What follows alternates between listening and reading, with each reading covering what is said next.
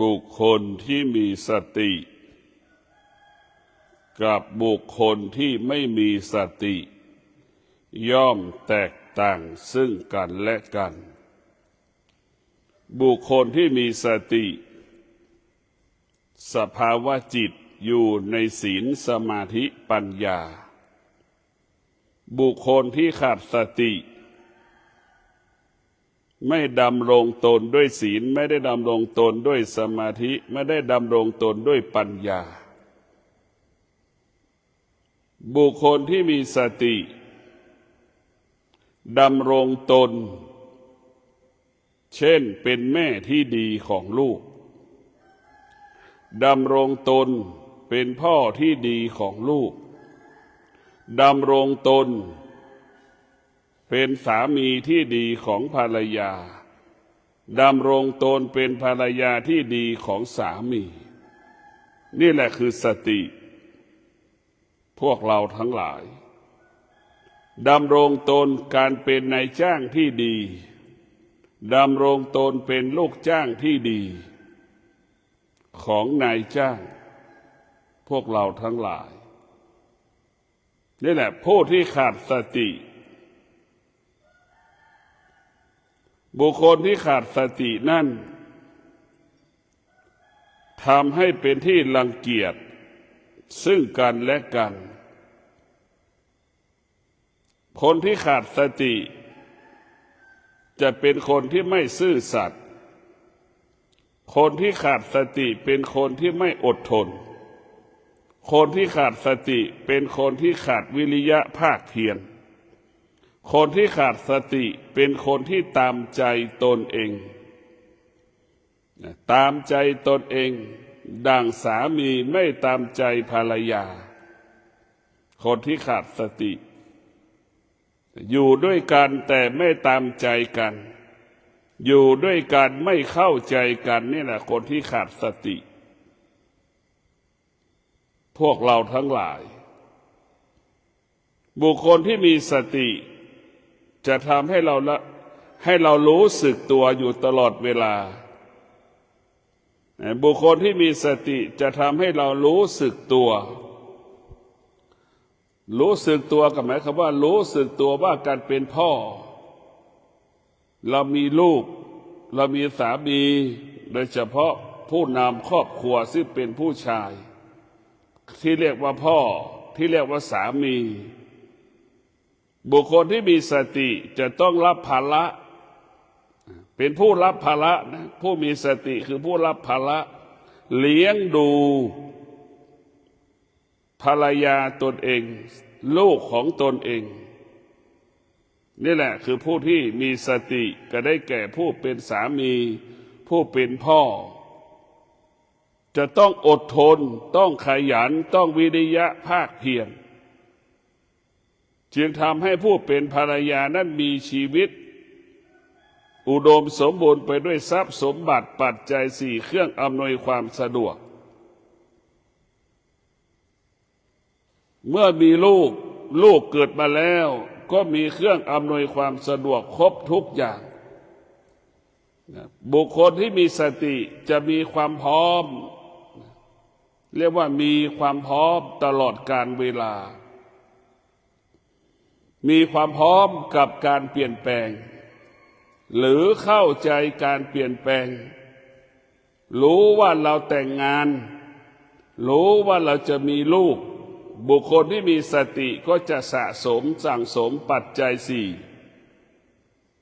สะสมสั่งสมปัจจัยสี่คลุพันธ์ต่างๆที่เราจะมีลูกรู้ว่าการมีลูกจะต้องใช้ปัจจัยมากการใช้จ่ายมากนี่แหละบุคคลที่มีสติก็คือมีความพร้อมต้อนรับสิ่งที่ปรากฏเกิดขึ้นกับชีวิตของเราเช่นลูกเมื่อลูกเกิดมาแล้วเรามีสติเราก็จะมีความพร้อมต้อนรับลูกเกิดมาแล้วมีเครื่องอำนวยความสะดวกครบทุกอย่างนี่แหละพ่อแม่ที่มีสติอย่างที่เราว่าประกอบสัมมาชีพนั่นแหละ แต่พวกเราทั้งหลายมรรคแปดจริงๆแล้วธรรมะของพระพุทธเจ้ามันว่าด้วยเรื่องการดำเนินชีวิตของเรานี่ให้มันสะอาดหมดจดผ่องใสทุกวันทุกวันทุกวันนี่แหละไม่มีใช่เรื่องอื่นไม่ใช่ปฏิบัติธรรมเพื่อให้พ้นทุกข์มันจะพ้นทุกข์ได้มันต้องมีสติถ้าเมื่อเรามีสติเราจะเห็นทุกข์เมื่อเรามีสติเราก็จะออกจากทุกข์ถ้าเรามีสติแล้วเราก็จะพ้นทุกข์พวกเราทั้งหลายหากเราขาดสติเราก็ไม่เห็นทุกข์หากเราขาดสติก็อยู่กับความทุกข์หากสติเราขาดสติความทุกข์ก็เกิดขึ้นซ้ำๆซากๆพวกเราทั้งหลาย สตินั้นเปรียบเสมือนประตูเข้าสู่พระธรรมประตูเปิดประตูเข้าสู่พระธรรมคนขาดสติก็เหมือนปิดประตูพระธรรมไปเปิดประตูนรกคนที่ขาดสติก็เหมือนคนที่ไปเปิดประตูนรกไปสู่นรกเพราะฉะนั้นพวกเราทั้งหลายคนที่มีสติจะมีความทุกข์น้อยคนที่ขาดสติจะมีความทุกข์มากกว่าคนที่มีสติพวกเราทั้งหลายบุคคลที่มีสติจิตก็สงบกายก็สงบแต่พวกเราทั้งหลายคนที่ขาดสติจะวุ่นวายตลอดเวลากังวลใจตลอดเวลาไม่ยอมรับความจริงไม่เท่าทานการเปลี่ยนแปลงสิ่งที่เกิดขึ้นแต่ละนาทีแต่ละทุกลมหายใจบุคคลที่มีสติอะไรเกิดขึ้นเปลี่ยนแปลงทุกขนาดลมหายใจผู้ที่มีสติเท่าทานสิ่งที่เกิดขึ้นเท่าทานสิ่งที่มันเปลี่ยนแปลงแล้วก็อยู่กับการเปลี่ยนแปลงแล้วสุดก็อยู่เหนือการเปลี่ยนแปลงที่มันเกิดขึ้นนั้นได้อย่างเป็นปกตินะพวกเราทั้งหลายธรรมะก็หมายถึงสติการบอกแล้วว่าผู้สติจะรักษาการเป็นสมณะพระรูปไหนมีสติพระรูปนั้นก็จะรักษาการเป็นสมณะคฤหัสถ์ชายหญิงคนไหนมีสติก็จะรักษาการเป็นคฤหัสถ์ชายหญิงนั่นแต่พวกเราทั้งหลายเราจะสังเกตได้ปัญหาที่มันเกิดขึ้นในทีวีในข่าวทุกวันนี้เพราะขาดสติจึงขาดการเป็นพระภิกษุสงฆ์เห็นไหมพระภิกษุสงฆ์รูปไหนขาดสติก็จะขาดการเป็นพระภิกษุสงฆ์เรียกว่าสติจะรักษาคุณสมบัติการเป็นพระสงฆ์ที่ดีสติจะรักษาคุณสมบัติของพระสงฆ์ที่ดีต้องประกอบไปด้วยสติ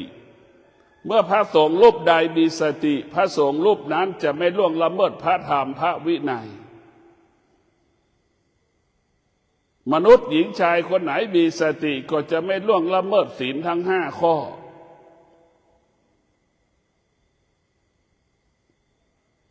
เรียกว่ามนุษย์ชายหญิงผู้ใดมีสติก็จะดำรงตนด้วยศีลทั้ง5 ข้อนี่แหละคือธรรมะของพระพุทธเจ้ามันจะบังคับให้ในตัวมันเองพวกเราทั้งหลายสติเป็นสิ่งสำคัญสติเป็นสิ่งจำเป็นที่พวกเราจะต้องพิจารณาเอามาเป็นครูเอามาเป็นอาจารย์สติเปรียบเสมือนแสงสว่างส่องทางให้เราเดินเป็นแสงสว่างส่องทางให้เราตื่นให้เราตื่นตลอดเวลาสตินี่คือตัวตื่นรู้ด้วยสติชีวิตจะไม่ผิดพลาดตื่นรู้ด้วยสติชีวิตไม่ผิดพลาดตื่นรู้ด้วยสติชีวิตจะมั่นคงชีวิตจะปลอดภัย ตื่นรู้ด้วยสติชีวิตอุดมสมบูรณ์ด้วยทรัพย์สมบัติปัจจัยสี่เนี่ยพวกเราทั้งหลายสติได้มันเป็นหลักอะไรก็แล้วแต่ชีวิตคนต้องมีหลักเพราะสติเปรียบเสมือนหัวหน้าของจิตจิตต้องยึดสติจิตไม่ได้เป็นใหญ่จิตมันมีสิทธิ์ไม่เป็นใหญ่จิตไม่แค่ลูกจ้างพวกเราทั้งหลายจิตมีแค่เป็นลูกจ้างเท่านั้นจิตมีสิทธิ์ให้ได้เป็นลูกจ้างไม่มีโอกาสได้เป็นนายจ้างเพราะฉะนั้นสตินี่แหละจะเป็นนายจ้างของจิตเพราะสติมันใหญ่กว่าจิตสติมันจึงเป็นหลักให้กับจิตถ้าเราขาดสติเมื่อไหร่ก็ไม่มีโอกาสที่จะได้เป็นใหญ่เมื่อเราเป็นใหญ่แล้วเราขาดสติเราก็ไม่มีโอกาสได้เป็นใหญ่พวกเราทั้งหลายเรายากจนเราลำบากแต่เรามีสติเราก็ขยันเราอดทนขยันอดทนขยันอดทนจนที่สุดมีกินมีใช้เหลือกินเหลือใช้นี่แหละเรียกว่าสติเปลี่ยนแปลงชีวิตเราสติเปลี่ยนแปลงชีวิตเราคนที่มีสติจะเป็นคนที่มีคุณค่าคนที่ขาดสติจะเป็นคนที่ไม่มีคุณค่าคนที่ขาดสติจะเป็นคนที่อดอยากลำบากในการมีดำเนินชีวิตแต่ละวันหนาวก็ไม่สู้ร้อนก็ไม่สู้นี่แหละคนที่ขาดสติจะมีเป็นข้ออ้างข้อแก้ตัวตลอดเวลาเนี่ยพวกเราทั้งหลายบุคคลที่มีสติต้อนรับการเปลี่ยนแปลงของฤดูร้อนพร้อมอยู่กับฤดูร้อนนั้นได้พร้อมทำงานในฤดูร้อนได้อย่างเป็นปกติพร้อมทำงานได้พร้อมกับทำงานกับฤดูฝนที่มันเกิดการเปลี่ยนแปลงพร้อมกับทำงานการเปลี่ยนแปลงที่ฤดูหนาวปรากฏเนี่ยมีความพร้อมตลอดเพราะฉะนั้นผู้ที่มีสติจึงอยู่ไม่มีเหตุไม่มีผลเกิดก็เข้าใจว่าเป็นปกติอะไรเกิดก็คือฤดูหนาวเกิดก็เป็นปกติฤดูร้อนปรากฏเกิดขึ้นก็เป็นปกติฝนตกก็ถือว่าเป็นปกติพวกเราทั้งหลายบุคคลที่มีสติจะสำรวมกายวาจาใจอยู่ตลอดเวลาบุคคลที่มีสติเป็นบุคคลที่สำรวมกายวาจาใจพวกเราทั้งหลายเวลานี้ประเทศชาติของเราต้องการให้คนในชาติมีสติเวลานี้ประเทศชาติของเราต้องการให้ประชาชนนั้นมีสติเมื่อประชาชนมีสติความมั่นคงก็เกิดขึ้นกับประเทศชาติของเราความมั่นคงก็เกิดขึ้นกับครอบครัวของเราความมั่นคงก็เกิดขึ้นกับสังคมชุมชนของเราเกิดขึ้นกับหมู่บ้านของเราในท่านทั้งหลายสตินี่สำคัญที่สุดบุคคลใดที่มีสติบุคคลนั้นจะมีความอดทนอยู่ในบุคคลนั้น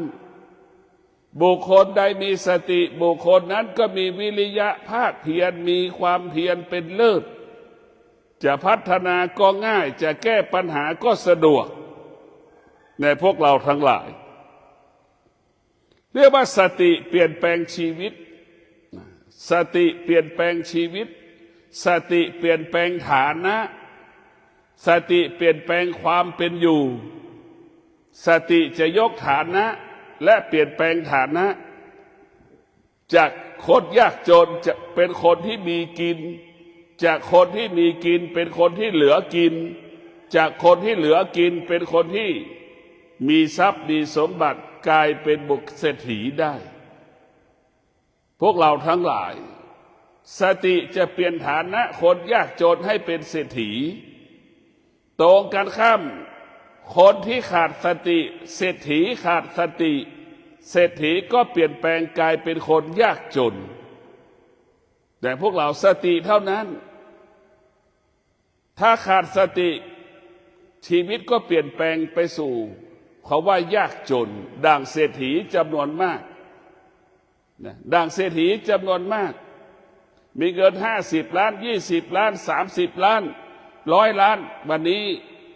กลายเป็นคนยากจนกลายเป็นคนลำบากเนี่ยพวกเราทั้งหลายกลายเป็นคนยากจนกลายเป็นคนลำบากกลายเป็นคนขาดสนเพราะขาดสติจะทำให้ชีวิตเรานั้นยากจนและลำบากเราจะเห็นได้ว่าคนยากจนนั้นมีสติมีความอดทนมีวิริยะภาคเพียรจึงสร้างฐานะสร้างครอบครัวเปลี่ยนแปลงฐานะเปลี่ยนแปลงครอบครัวให้มีกินเหลือกินมีใช้เหลือใช้จนที่สุดเหลือแบ่งปันให้กับบุคคลอื่นๆเนี่ยธรรมะของพระพุทธเจ้ามันเปลี่ยนแปลงชีวิตของเราคือสติเนี่ยแค่สติตัวเดียวได้ประเสริฐสูงสุดสติเป็นพ่อเป็นแม่ของจิตสติเป็นครูเป็นอาจารย์ของจิตสติเป็นผู้บังคับบัญชาของจิตเนี่ยสติมันยิ่งใหญ่นะพวกเราทั้งหลายพวกเราต้องพิจารณาคำสอนของพระพุทธเจ้ามันเป็นสิ่งที่มีค่าเป็นสิ่งที่มีความหมายดังคนไหนที่มีสติคนนั้นจะเป็นคนที่ตั้งมั่นในการทำงานในการประกอบอาชีพการปฏิบัติหน้าที่การปฏิบัติธรรมในพวกเราทั้งหลายเราต้องมีสติเช่นพระบวชแล้วดูเข้าพรรษาเนี่ยเราต้องมีสติเรารู้เราบวชมาเพื่อศึกษาเรียนรู้พระธรรมเราจะต้องรู้พระธรรมเราจะต้องมาเปลี่ยนแปลงเราชีวิตของเราให้ได้เนี่ยธรรมะเปลี่ยนแปลงชีวิตดังองคุลิมานเป็นอดีตเป็นโจรเห็นไหมอดีตนั้นเป็นโจรพอมาเจอพระพุทธเจ้าพระพุทธเจ้าพูดสั่งสอนไม่กี่คำองคุลิมานได้บรรลุธรรมเป็นพระอรหันต์เพราะฉะนั้นพวกเราทั้งหลายเราเป็นคนไม่ดีในอดีตมันก็เป็นเรื่องของอดีตเราล่วงละเมิดศีลเราก็ตัดทิ้งไปจะไปสนใจมันเราทำดีมาในอดีตทิ้งอดีตให้หมดเรียกว่าสติไม่มีอดีตสติไม่มีอนาคตสติอยู่กับปัจจุบันและก็อยู่เหนือปัจจุบันสติอยู่กับปัจจุบันและอยู่เหนือปัจจุบันนะพวกเราทั้งหลายสติบางคนก็ติดอดีตเช่นบุคคลผู้หญิงที่ทำแท้งมาแล้วเนี่ยก็จิตกับไปยึดติดกันคำว่าทำแท้งเนี่ยจึงทำให้ตัวเองเศร้าหมองเสียใจเพราะฉะนั้นธรรมะภาคปฏิบัติชั่วก็เป็นอดีตไปแล้วทำดีก็เป็นเรื่องอดีตไปแล้วมันไม่ใช่เรื่องปัจจุบันนี่ใครมีสติมากคนนั้นจะมีโอกาสได้เข้าถึงธรรมคนนั้นจะมีโอกาสได้บรรลุธรรมอยู่ที่ปัจจุบันอยู่ที่ปัจจุบันเพราะฉะนั้นคนไหนก็แล้วแต่ที่ล่วงละเมิดศีลก็จะไปเกิดอาการทิ้งอดีตไปไม่ต้องไปคิดถึงมันคนที่ทำดีก็ทิ้งความดีไปให้เหลืออยู่ปัจจุบันคือให้เรามีสติรู้ว่ากะเท้าขวาย่างเนี่ยมีสติรู้เท้าซ้ายย่างมีสติรู้ว่าเท้าขวายกมีสติรู้เท้าขวาย่างมีสติรู้เท้าขวาเราวางบนพื้นอย่างเงี้ยให้เรารู้แบบนี้แหละพวกเราทั้งหลายให้เรามีสติรู้ให้เรามีสติรู้เมื่อเรามีสติรู้แบบนี้แหละนี่แหละคือธรรมะอยู่กับปัจจุบันขวาย่างก็ไม่รู้นี่ขาดสติยกก็ผิดพลาดย่างก็ผิดพลาดวางก็ผิดพลาดกำหนดผิดพลาดหมดเลยแหละคือขาดสติเพราะฉะนั้นธรรมะภาคปฏิบัติให้กายให้จิตอยู่กับกายให้กายอาศัยจิต กายก็เปรียบเสมือนบ้านของจิตนะกายเปรียบเสมือนบ้านของจิตจิตก็เปรียบเสมือนคนที่อาศัยอยู่ในบ้านนั่นแหละพวกเราทั้งหลายเราต้องมีสติพิจารณาสตินั่นแหละจะดับทุกข์ได้สติคือดับทุกข์สติเปรียบเสมือนน้ำความทุกข์เปรียบเสมือนไฟเราจะต้องเอาน้ำไปราดไฟเอาน้ำไปดับไฟพวกเราทั้งหลายกิเลสก็เปรียบเสมือนไฟเราจะดับกิเลสได้ก็ต้องอาศัยสตินี่แหละคือเป็นน้ำดับระงับยุติให้ไฟมันดับได้เหมือนดั่งไฟไหม้ตึกก็ต้องอาศัยน้ำทั้งสิ้นกิเลสเกิดขึ้นกับใครก็แล้วแต่ก็ต้องอาศัยสตินี่แหละไปดับกิเลสกิเลสเกิดขึ้นกับใครก็ต้องอาศัยสตินี่แหละไปดับกิเลสไปดับตัณหาไปดับความอยากเนี่ยพวกเราทั้งหลายเพราะนั้นกิเลสคือไฟความอยากก็คือไฟเราจะต้องใช้สตินี่แหละแก้ไขปัญหาแก้ไขอุปสรรคต่างๆนานาแต่พวกเราทั้งหลาย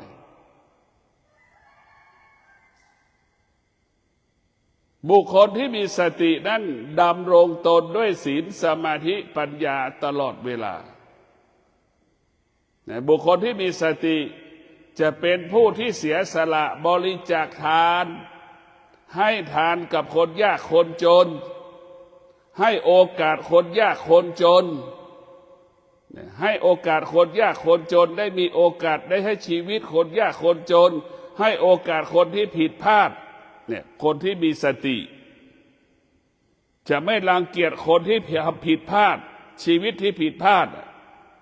เพราะฉะนั้นพวกเราทั้งหลายผู้ที่มีสติจะให้โอกาสคนที่ทำผิดให้โอกาสคนที่หลงทางหลงชีวิตและมีสติที่จะเริ่มต้นชีวิตใหม่ได้เพราะนั้นสติจะบังคับให้เรานั้นเมตตาสติจะบังคับให้เราบริจาคทานสติจะบังคับให้เราเมตตาต่อสรรพสิ่งทั้งปวงเนี่ยเราจะต้องให้เรามีบังคับเราให้เรามีสติรู้มีสติรู้ให้เรามีเมตตาให้เราเสียสละดังคนจำนวนมากบริจาคทานนั่นแหละมีสติให้เราบริจาคทานมีสติมันจะบอกให้เราออกบวชนะบำเพ็ญตนนะถึงแม้ไม่บวชเป็นพระภิกษุสงฆ์ภิกษุณีภิกษุไม่ชีก็ให้เราดำรงตนดังพระสงฆ์ปฏิบัติธรรมดังผู้ปฏิบัติธรรมพวกเราทั้งหลายมันจะบังคับให้เราหมดทุกอย่างก็ขอให้พวกเราได้ดำรงตนด้วยสติบุคคลที่มีสติจะบรรลุเป้าหมายบุคคลที่มีสติมีเป้าหมายและบรรลุเป้าหมายดังใจปรารถนาทุกๆประการพวกเราทั้งหลายถ้าเรามีสติแล้วเราจะรู้เป้าหมายและเราก็จะบรรลุเป้าหมายดังที่ใจเราปรารถนาทุกๆประการบุคคลที่มีสติมั่นคงดังภูเขาและหินผานั่นแหละฤดูร้อนปรากฏก็มั่นคงพวกเราทั้งหลายฝนตกก็มั่นคงฤดูหนาวก็มั่นคงร้อนก็มั่นคงเนี่ยเป็นอย่างนั้นแหละคือผู้ที่มีสติเนี่ยพวกเราทั้งหลายมันเป็นเรื่องของที่ง่ายไม่ใช่เรื่องของที่ยากแต่เรามีสติแค่ตัวเดียวเนี่ยมันจะคุมหมดสติจะทำให้เรารู้สัมปชัญญะให้เรารู้สึกตัวให้เรารู้สึกตัวว่าเราเป็นพระสงฆ์อยู่นะเราเป็นนักปฏิบัติธรรมนะเราเป็นพ่อเป็นแม่นะเราเป็นปู่ย่าตายายนะเราดำรงตนรู้สึกตัวผู้บุคคลที่มีสติสัมปชัญญะดำรงตนเป็นพระภิกษุสงฆ์ถูกต้องดำรงตนเป็นพ่อแม่ที่ถูกต้องลูกก็ยอมรับประชาชนก็ยอมรับหมายว่าคนทุกคนก็จะยอมรับเมื่อบุคคลที่มีสติสัมปชัญญะ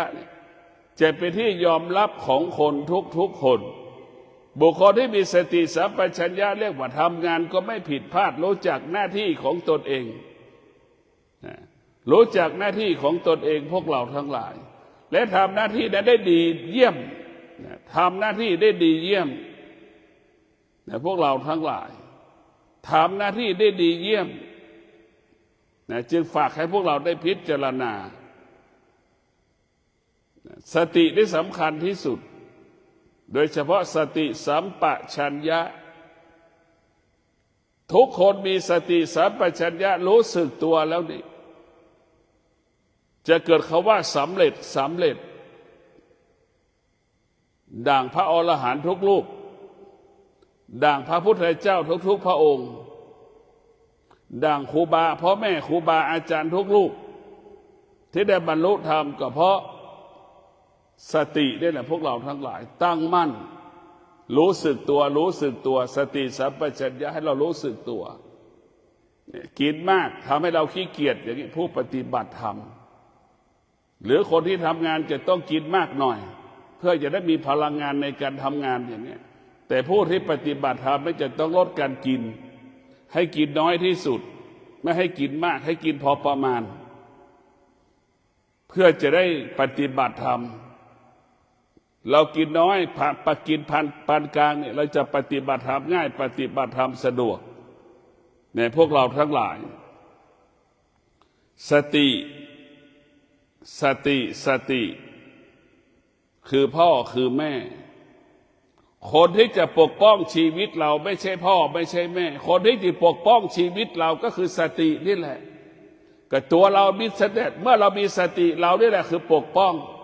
ชีวิตของเราจะพิจารณาว่าพ่อแม่ไม่ได้อยู่กับเราเห็นไหมมีแต่สติได้อยู่กับเราอยู่ในตัวเราอยู่ในจิตของเราในบทสติเพราะฉะนั้นเมื่อเรามีสตินี่แหละจะเป็นผู้ปกป้องชีวิตของเราคุ้มครองชีวิตของเราสตินี่แหละเป็นผู้ส่งเสริมชีวิตของเราสติเป็นผู้ส่งเสริมชีวิตของเรานะพวกเราพ่อแม่อยู่กับเราแค่บางเวลาพ่อแม่ไม่ได้อยู่กับเราตลอดเวลาธรรมะหมายถึงสติอยู่กับเราตลอดเวลาเรามีสติเท่ากับเราปกป้องชีวิตของเรามีสติเท่ากับเราส่งเสริมชีวิตของเรามีสติเท่ากับเราเปลี่ยนแปลงชีวิตของเรามีสติเท่ากับเราเปลี่ยนแปลงฐานะความเป็นอยู่ของเราให้ดียิ่งขึ้นไปแต่พวกเราทั้งหลายเนี่ยหลักของธรรมะมันก็อยู่ที่ร่างกายเราหมดแล้วว่าหลักของธรรมะอยู่ที่มรรคแปดเราดำเนินชีวิตของเราด้วยมรรคแปดมรรคแปดจะทำให้กายวาจาใจเราบริสุทธิ์สะอาดถูกต้องเพราะฉะนั้นมรรคแปดบอกให้มนุษย์ดำรงตนให้ถูกต้องด้วยมรรคแปดดังที่เราได้สวดมนต์มรรคแปดจะทำให้เราบุคคลใดก็แล้วแต่ดำรงตนด้วยมรรคแปดแล้วบุคคลนั้นจะเป็นคนที่เป็นคนบริสุทธิ์เป็นคนที่เป็นคนดำรงตนด้วยมรรคแปดจะทำให้เราเป็นคนยิ่งขึ้นไปเราจะเห็นว่ามรรคแปดมันก็ไม่ได้กล่าวเรื่องมรรคผลนิพพานนะมันกล่าวเรื่องการดำรงตนปฏิบัติตนการประกอบอาชีพใช่ไหมเนี่ยการดำรงตนอยู่ในภาวะปัจจุบันนี่เท่านั้นนะพวกเราทั้งหลายมันไม่มีสักคำเลยว่าไปนิพพานนะไปนิพพานมันไม่มีเพราะฉะนั้นมรรคแปดว่าด้วยเรื่องการประกอบอาชีพการปฏิบัติตนการประพฤติตนแต่ละวันให้เราเป็นคนสะอาดหมดจดผ่องใสเป็นคนอยู่ในมรรคแปดแล้วถ้าเราดำรงตนด้วยมรรคแปดนั่นแหละเราจะเข้าสู่มรรคผลโดยเฉพาะผู้ที่ปฏิบัติธรรมประพฤติธรรมต้องยึดหลักมรรคแปดเป็นหลักในการดำเนินชีวิตเมื่อเราดำเนินชีวิตด้วยมรรคแปดนั่นแหละเป็นพื้นที่ที่เราจะเข้าสู่โลกุตตรธรรมเราจะเห็นธรรมได้ก็ด้วยมรรคแปดนี่แหละคำว่าง่ายสะดวกก็คือมรรคแปดนี่แหละง่ายสะดวกในการดำรงตนเป็นผู้ปฏิบัติธรรมจะเข้าถึงธรรมได้ง่ายได้สะดวกเพราะมรรคแปดนี่แหละพวกเราทั้งหลาย มันจะทำให้เรามีชีวิตอยู่ได้งดงามนะงดงามเพราะมรรคแปดสำรวมกายวาจาใจด้วยมรรคแปดทั้งสิ้นเราจะขยันเราจะอดทนเราจะประหยัดก็ด้วยมรรคแปดทั้งสิ้นแล้วว่ามรรคแปดนั้นเป็นผู้จัดการบริหารการมีชีวิตอยู่ของมนุษย์ทุกคนต้องประกอบเป็นนักด้วยมรรคแปดถ้าจิตมันปรารถนาจะไปสู่โลกุตละธรรมมันก็ง่ายบุคคลที่ประกอบไปด้วยมรรคแปดแล้วอยู่ในโลกใบนี้โลกิยะก็อยู่ด้วยมีความสุขการมีทรัพย์การมีสมบัติประกอบไปด้วยมรรคแปดทรัพย์สมบัติการประกอบอาชีพบริสุทธิ์หมดจดผ่องใสแต่พวกเราทั้งหลายในฤดูเข้าพรรษานี้ก็ขอให้พวกเราทั้งหลายมีสติที่จะบำเพ็ญเพียรสติมีสติที่จะรักษาจิตมีสติที่จะรักษากายก็ขอให้พวกเราได้มีสติรู้ว่าพรรษานี้เราจะสวดมนต์ไหว้พระนั่งสมาธิก็ขอความสุขสวัสดีจงเกิดแก่พวกเราขอให้พวกเราทั้งหลายฤดูเข้าพรรษา3 เดือนนี้ตั้งใจว่าเรามีสติที่จะสวดมนต์ไหว้พระ1 ทุ่ม 2 ทุ่มเราจะสวดมนต์ไหว้พระขอให้เรามีสติพิจารณาแบบนี้ทุกวันถ้าเราไม่ดูแลตัวเราแล้วใครจะมาดูแลตัวเราเท่านั้นส่งเสริมตัวเราเท่านั้นที่จะทำลายตัวเราสติก็จะเป็นผู้สร้างสรรค์ชีวิตเราขาดสติจะเป็นผู้ทำลายชีวิตของเราขอเจริญพร